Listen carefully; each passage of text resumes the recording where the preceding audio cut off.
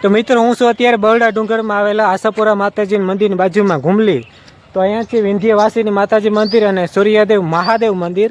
તો થોડાક પગથિયા જ છે, ટેકરા ઉપર છે. તમને બધાને દર્શન કરાવવા.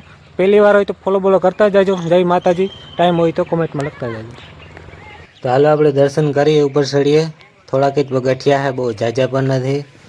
તો આપણે ચાલુ થઈ ગઈ ઉપર જવા માટે તૈયાર. ને પગથિયા એકદમ હાવ ઈજી છે, થોડાક ઊંચા થોડાક નીચા. મોટી ઉંમરનો હોય તો પણ ચડી શકે આરામથી. કોઈ થાકી ગયું હોય, પોરો ખાવો હોય તો એના માટે બેસવું હોય, બેસવા માટેની. આપણે ધીમે ધીમે વહી આવીએ ને પગથિયા લીસે આપણે ઉપર આવી ગયા ઉપાય. આ નીચે જવાનો રસ્તો છે, ઉપર આપણે આવ્યા એ હાલ ઉપર જાય. વિંધ્યવાસીની મંદિર આ રીતનું ઉપર ચડવાનું. આ બધી નાની નાની ઢીંગલી બનાવેલી છે માણસની. તો મિત્રો અહીં જગ્યા એકદમ બહુ મસ્ત છે, નીચે તમે નજારો જોઈ શકો છો. આ હે સૂર્યદેવ મહાદેવ મંદિર.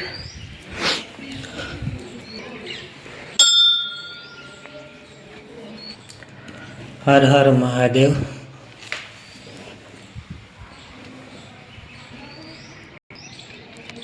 તો આ હે હવન કુંડ.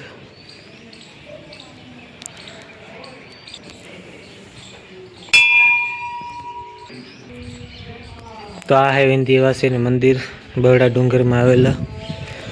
જય માતાજી. જય માતાજી વિંધ્યવાસીની. આવી રીતે 3 દીવાન જોત એકારે અહીંયા પ્રગટે છે માતાજીના દરબારમાં. આ છે પ્રસાદી, નારિયેળ હાકર, લાપસી, ટોપરું, અગરબત્તી. જય માતાજી. અહીંયા તમને ચા પીવો હોય, પાણી પીવું હોય તો બધું મળી જશે. અહીંયા હે માટલા પાણી પીવા માટે.